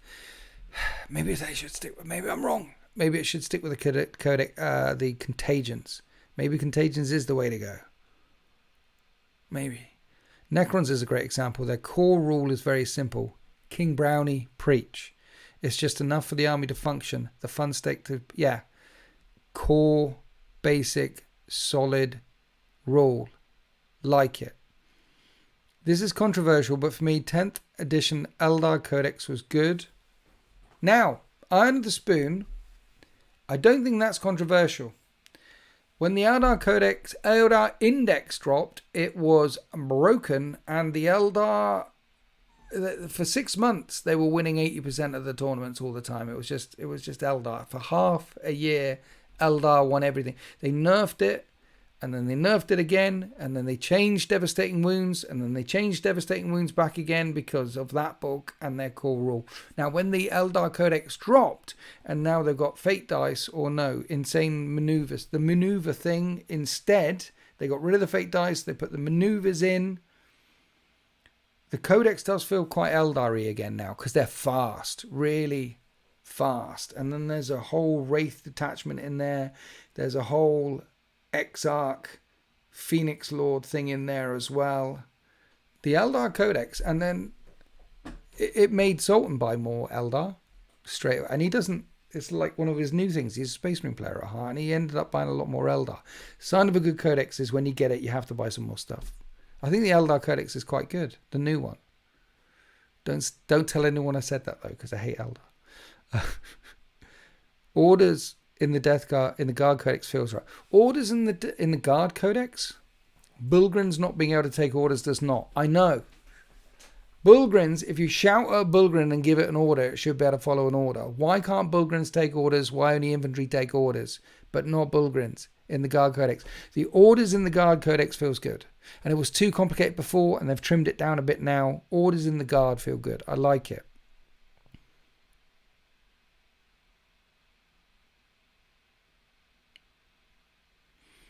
Nurgle for life. All I know is when we had a Feel No Pain despite in a week. Look, the Feel No Pain that the Death Guard had, the reason why I'm championing Feel No Pain is everyone moaned about Death Guard when they all had a Feel No Pain, but it was a 5+ Feel No Pain. which is ignoring 1/3 of everything coming through all the time. A 5+ feel no pain across an entire army is pretty strong, because you can completely ignore armor, but you are still getting the feel no pain no matter what. And if you had an invulnerable save, then a feel no pain.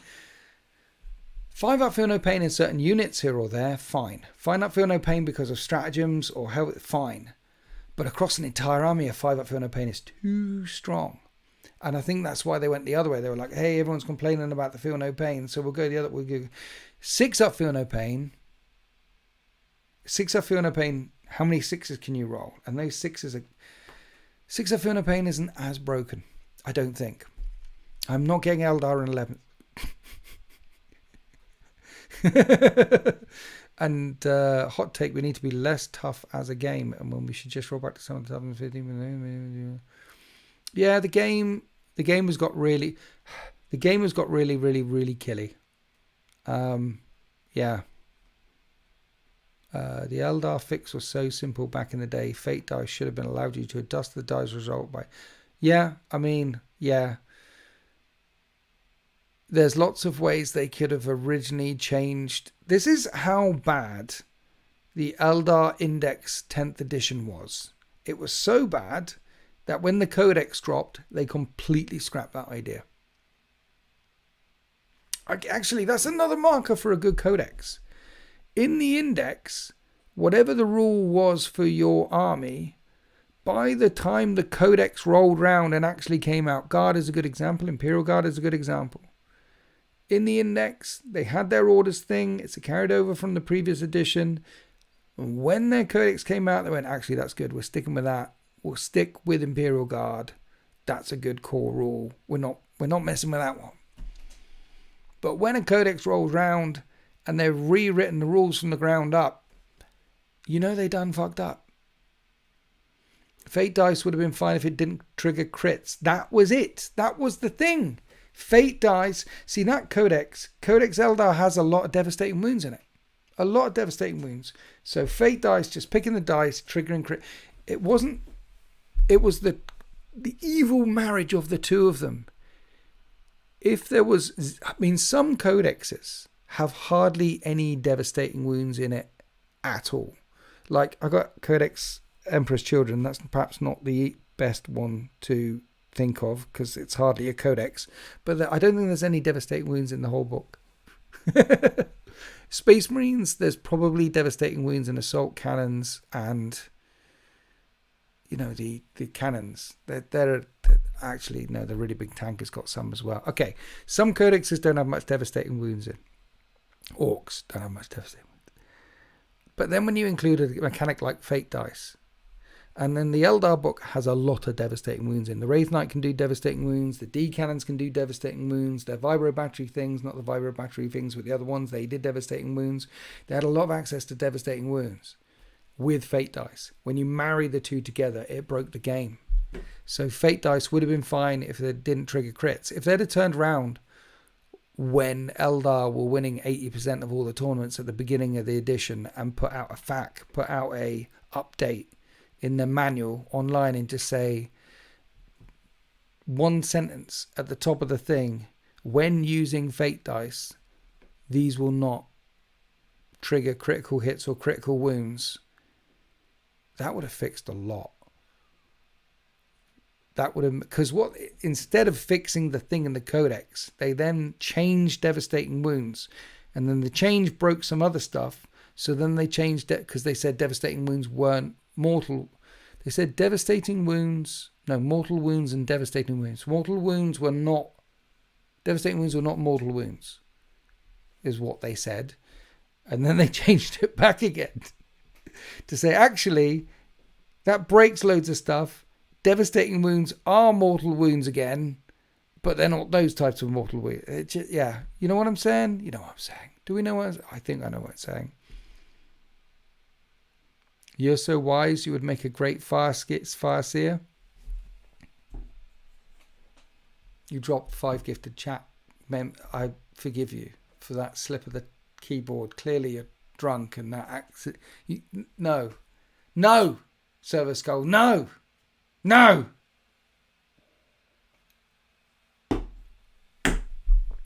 Maybe one day Games Workshop will be a big enough company where they can thoroughly play test their rules. That will never happen. They're never going to thoroughly play test their rules. They're a small, struggling enterprise. It's not going to happen. So there's 25 factions now. And the new edition is coming in 2-3 months. So those 25 factions have to be released in 25 months. We had some months, some weeks where there was 2 codexes coming out in the same week, which means they need to play. Have already play tested half of them, 12 factions, a year ago, before the codexes for the next edition, which would have already been printed, have been printed. And they need to be playtesting the next 12 codexes right now for later in the edition against codexes that have already been printed that are not yet playtested properly. A fact. It's too much. They can't. They would need to playtest thoroughly. They would need to have, 2 people a day, 25 codexes every day. You can do, if you're play testing and giving proper feedback, that's 1 a day, every day, and not burn out, 5 days a week. 1 codex, thoroughly play tested.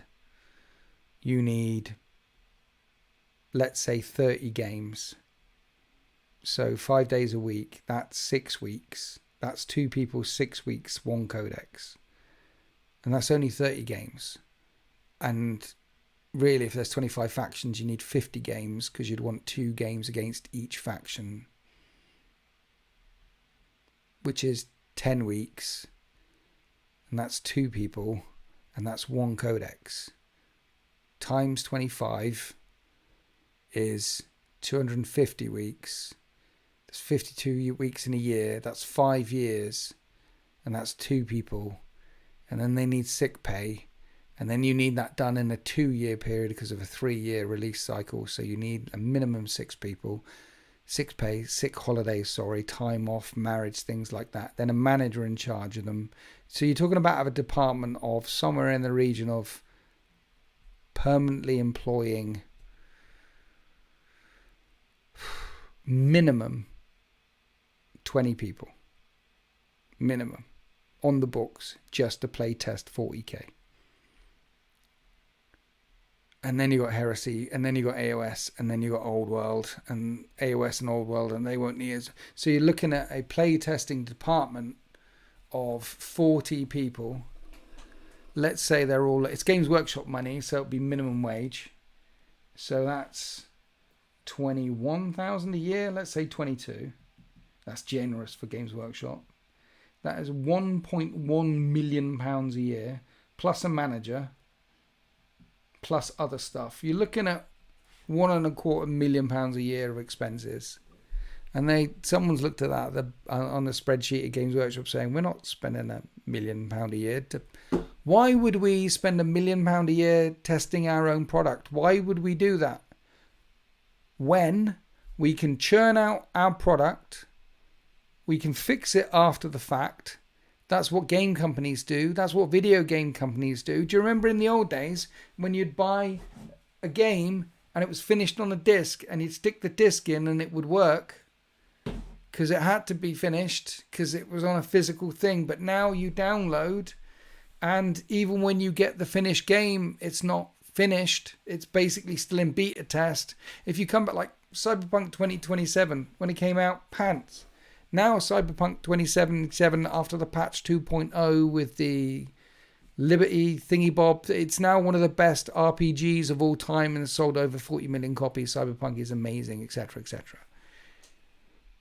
That's what games companies do. Video games companies. That's what Games Workshop do. Fix it after the fact. Ranting at clouds. Why are you like this? And then, and of course, the reason why they do that is because then the edition changes. They do all those things, then the edition changes, new edition comes around. We as hobbyists, we need to agree amongst ourselves when you're playing a game with your opponent to not be a dick. Okay? If you're playing the hobby, You know that it's broken as fuck. You know that there are tournament lists and there are non-tournament lists. You know little Timmy has only been in the hobby for 2 weeks and this is his second game and you've been in it for 10 years and you're looking for fresh meat. Or you know that your friend across from you is slightly drunk and you can shuffle the cards in a different order so they're good for you and good for you and bad for him. You don't do these things. There's a social contract. You look at little Timmy and you go, what you doing playing this sort of stuff? Shouldn't you be out stabbing people and drinking cider under the slides like normal children do? And then you look at your drunk friend and you go, no, I'm not going to shuffle the cards so they're bad in your favour. Instead, I'm going to drink all your beer for you. This is what you do. You have a social contract. You look after each other and you talk to your opponent beforehand about what they're bringing and what they're thinking of, and you talk about what you're bringing and what you're thinking of, and you have a great game. And that's what you do. Because games are, yes, they're never going to play test. They don't need to play test. They don't want to play test. They're not interested in play testing.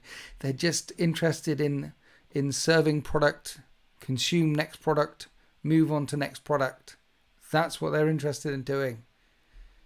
And they've got me. They got me by the goddamn balls. And they've had me for decades.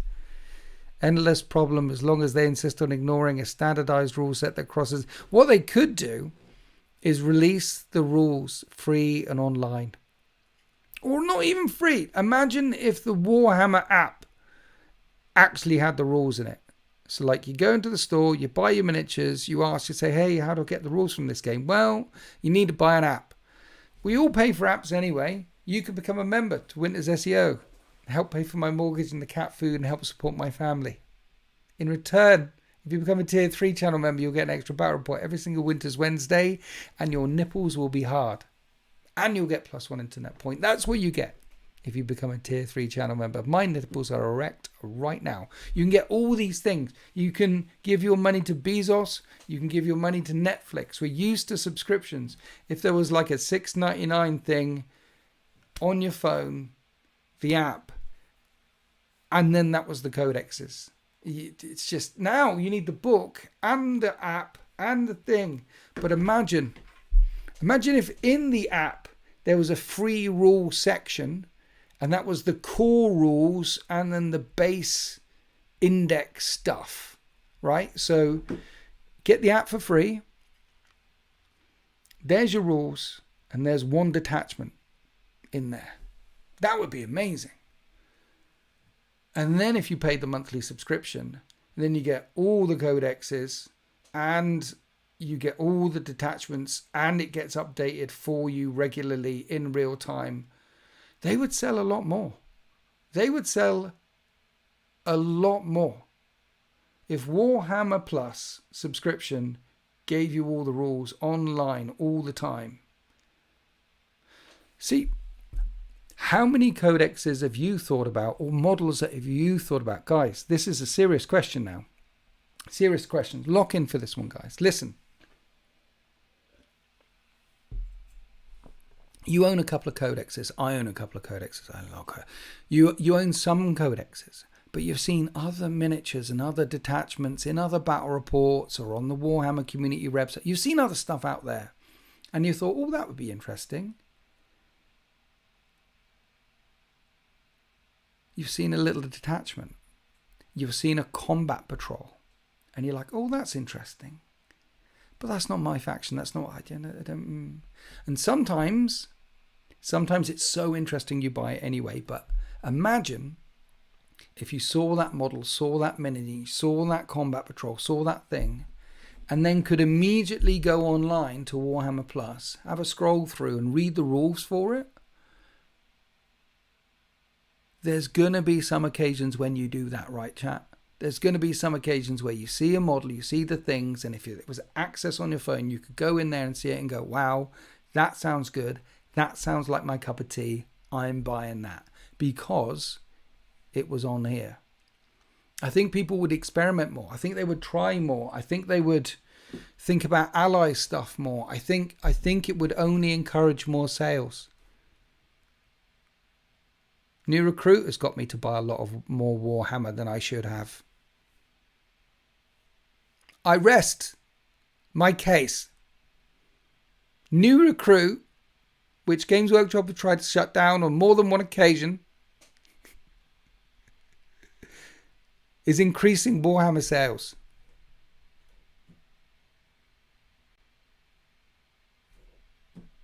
Warhammer Plus subscription has all the rules and codexes. If you want them outside of that, they're £20 codex on top of the app. You need the codex. See, if you've got Warhammer Plus thing, you need the codex to put the code in to add your codex to Warhammer Plus. You need both. Tabletop Simulator. If it wasn't for New Recruit, I wouldn't have used 7 out of my 9 armies that's addition or expanded any of them. Yeah, but Stuart, you live in Hobbiton and books down there cost $1 million.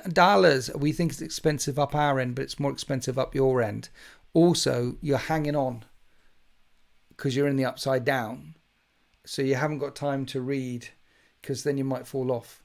Tabletop Simulator when you want an army but aren't sure. Warboss Fletch doesn't just say Tabletop Simulator when you want an army but you aren't sure. Warboss Fletch says Tabletop Simulator when you want an army but you're not sure. That's what Warboss Fletch says because he's literally shouting out. One-page rules is free. There's many game systems that have free rules. Will we ever get... And I'm not saying free rules. I'm saying there's some core rules on there that are free. But the guy in the shop's, oh yeah. If you want the rules for all the armies and all the things, it's a $6.99 a month subscription, and that gets you everything. I mean, they would make a lot of money. And in the shops, you do have books. And the books are the codexes, but there are no rules in it. They're $120 a codex. That's over 50 quid a book for Stuart Fields in the land down over. 50 quid a book down there. This side of the pond, it's 25. It's literally double. Doesn't Age of Sigmar have free core rules? No idea. Look, if you want to test armies, maps, models, it's good also. Go to table. Okay, Warboss Fletch, we get it. Tabletop Simulator. Go to Tabletop Simulator if you want to test out some new stuff. But what I'm saying is Warhammer Plus, all the rules. And then when you go into the stores, I want to see codexes without rules in them. But that means a Space Marine codex could last from 10th edition to 11th edition to 12th. And then in 12th edition, then they could redo it. And it'd be thick with one of those lovely little ribbons that comes out the side. And then the lore on the Space Marines, they don't have to do it every 3 years. It could be the definitive lore on the Space Marines that would last for a good 6 years with some maps and some galactic stuff going on there, with some OG White Dwarf painting guides in there with all the miniatures in, and it would be thick and it would be lovely. Like, if you're a Space Marine player, even though the Space Marine Codex doesn't have any rules in it, you've got the Space Marine Codex because it's got painting guides in it and gaming guides in it and all the lore. And that's the book that Timmy buys to tell him everything he needs to know about Space Marines. There's a whole subsector of people as well in Warhammer that just collect the books. They just want the books in their hands. Love me a good ribbon on a codex. Exactly. You need a good ribbon on a codex. If there isn't a good ribbon on a codex, does it even make a sound when it falls? I would love a codex to be army-specific version of the Visions of... Yeah, army-specific version of the Visions of Heresy books. Chock full of amazing artwork, miniatures, as well as lore. And maps. Let's have a map of... A map of the Rock. Let's have a map of Macragge Primus. We love a good map. We're gamers. We love a good map. Stick it in the book. And then all the rules. But what do I know? Multi-billion-dollar company. They're making lots of money. Sell the books and the app, and you need both. But I just think they would make more money that way. I just think they would make that money. We're used to playing subscriptions. I think they'd make more money that way. Faction-specific narrative scenario shocking. Oh my God. Oh my God. You could have faction-specific narrative scenarios in the codexes at the back. Here's 6 narrative scenarios that you could do, regardless of the edition. Here's some rules that you can do because you just need to do rules for the environment or the scenery or the setting. And those rules for the environment or the scenery or the setting or the roads or the tank traps, or those can be the same regardless of whether you're paying 8th edition, 9th edition, 10th edition, 11th edition, 12, because it's not about the miniatures or the core rules. It's about that particular setting. Narrative rules for a thing. It'd just be glorious.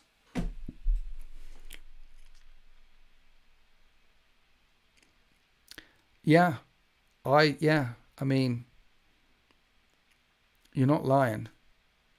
How can you tell someone who's interested in Warhammer, go and get that Codex? It's hard because they're outdated in a couple of days. If someone's really interested in the Codex, you say, have a look online.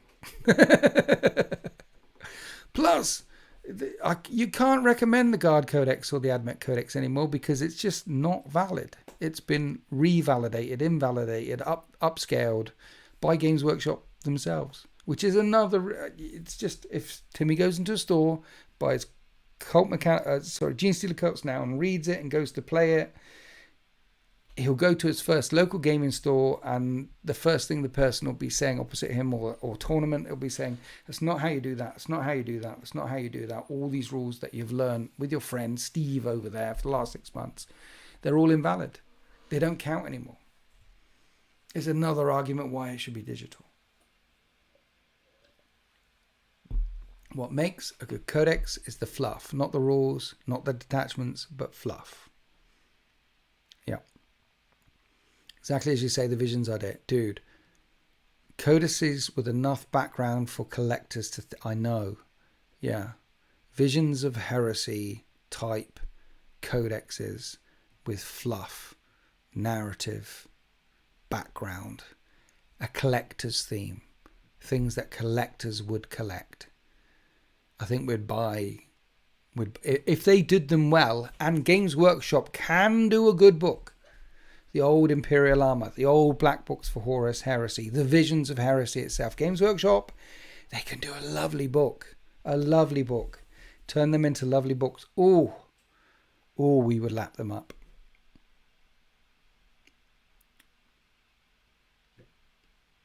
I think Net 40k needs to become more narrative in general to hook me back in at this point.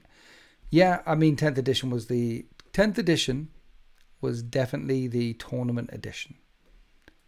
And I'm hoping that 11th, 12th edition isn't just the tournament. See, having a thing for tournament people is good.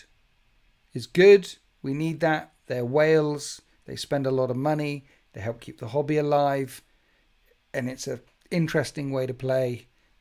It's a fun way to play. Not the only way to play. There are other ways to play, narrative ways to play, ways that have more jank in it, ways that break the core rules a little bit. Like if I'm running through trees with a las cannon on my back and a jet aircraft flies overhead, I don't want to hit it on a 3, I want to hit it on a 6. That should be... yeah. It can be both. Why can't we have both? Why can't we have the lore side of things and the competitive where we can have both? Hobby fans go wild over a good looking book. I know. They sell out their limited edition 1,000 copy only releases every single time. And then the scalpers put it up on eBay the next day for double the money. I mean, Luton is a book collector. Luton's a good example. Luton collects all the books and he likes to get all the limited edition books, and he gets very, very annoyed when he doesn't get one and has to pay twice the amount of money on eBay. He's been there a few times. He's told me the stories. I've given him a few of my books as well. He's like, oh, I didn't manage to pick that one up. Can I have that one? I'm like, yep, you can just have it, mate. Because I'm not a book collector. but collectors go wild for a lovely book. Can't believe for a second that producing all those codexes and selling them around the world is financially viable.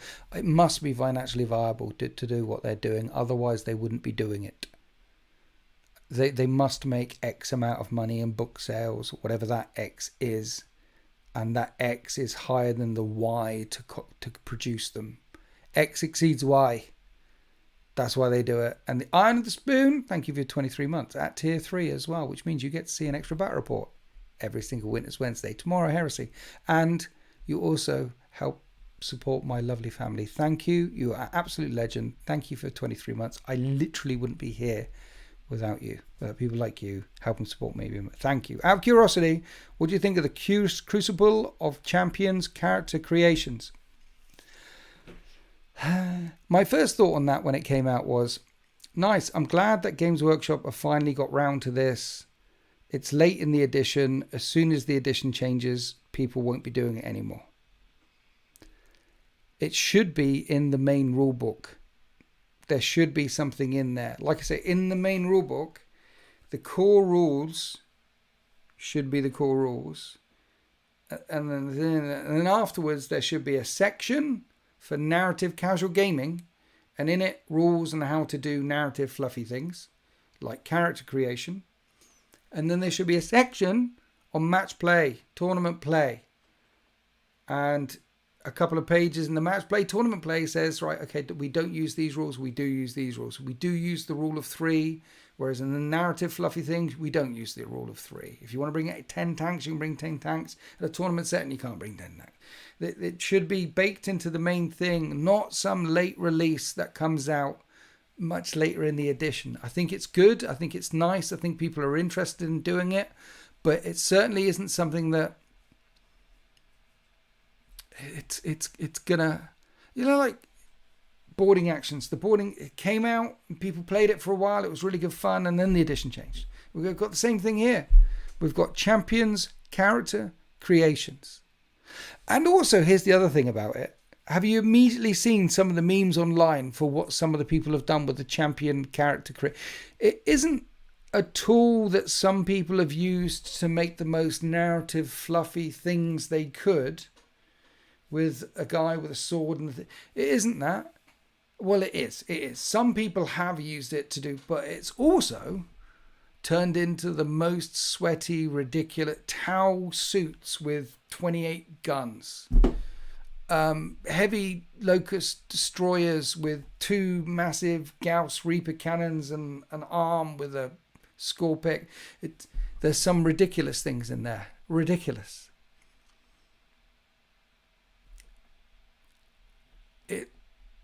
It's nice. It's good, but not.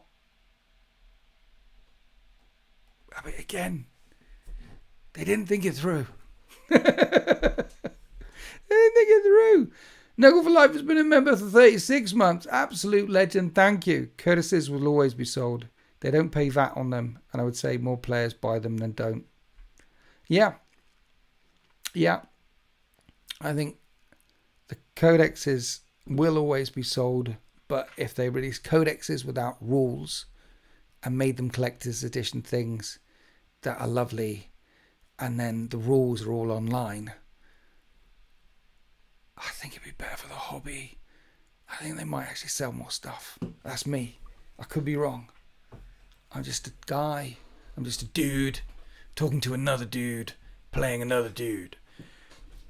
Stuart's been a member for 28 months. Thank you, sir. Tier 3 upgrade is great. Really looking forward to catching up on the Iliad Stone campaign. Guys, if you're interested in some Warhammer narrative, the entire Iliad Stone is now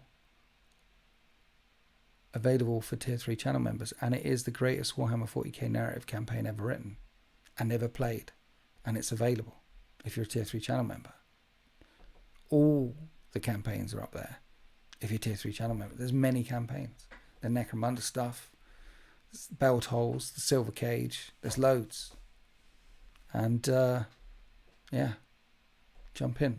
The water's warm. And whoever bought that t-shirt last week as well for merch, I appreciate you. Not rocking merch this evening though. Anyway, How long have we been banging on? It's past 10 o'clock, guys, and I started late. So I think I need to dip out. It's inspirational. The Iliad Stone. Inspirational. I'm glad you liked it. Mikey P did a good job. Warsmith Chris came in, did a good job. Have to agree, the Iliad Stone was brilliant. Thank you.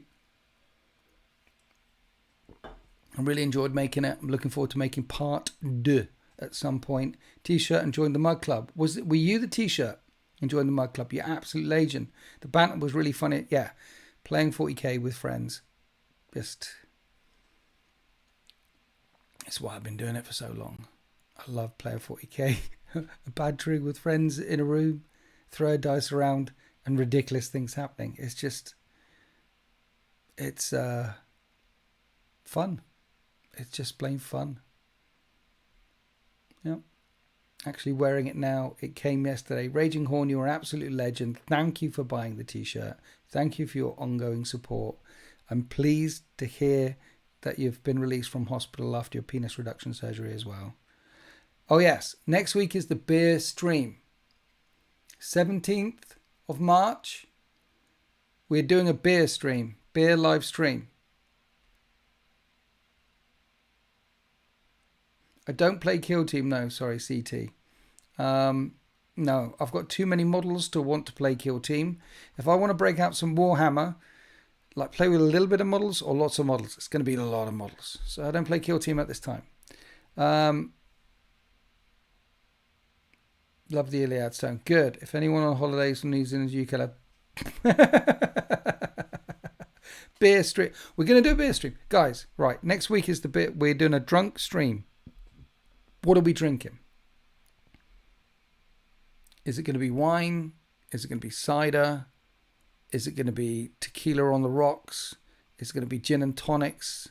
Are we talking vodka and Red Bulls? Are we just talking beer? Are we talking beer? You've got a bottle of red especially.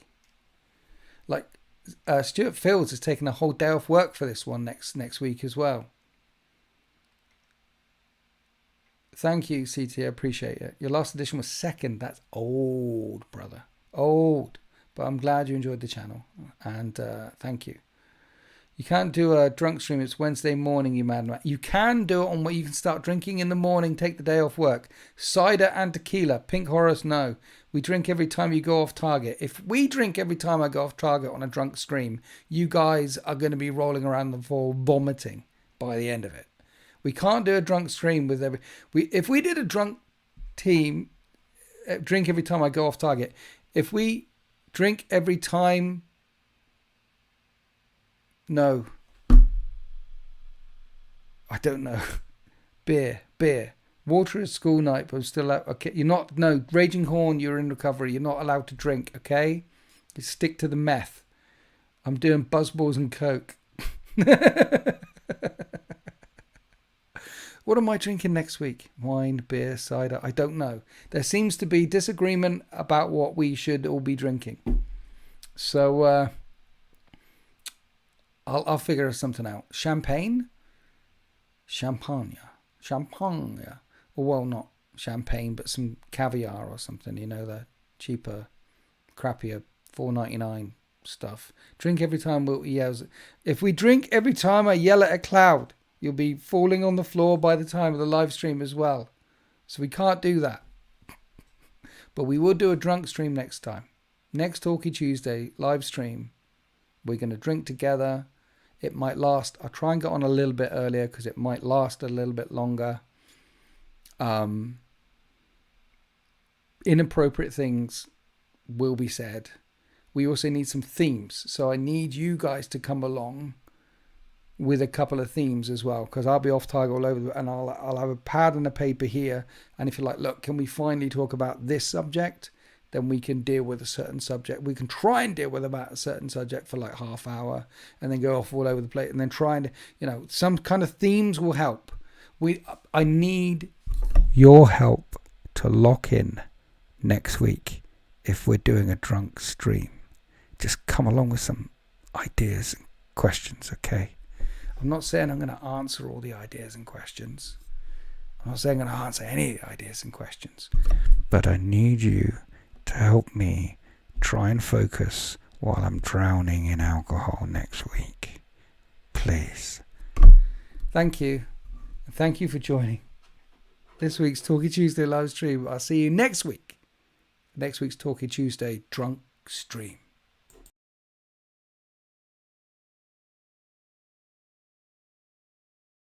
And Service Girl, thank you for your $9.99 American. Thank you for the super chat. I appreciate you. You vote beer. I'll get beers then. It'll just be beers. It'd be thank you for the super chat. Can we get some GGs in the chat for Service Girl? It's going to be beers. Happy. Thanks. Bye.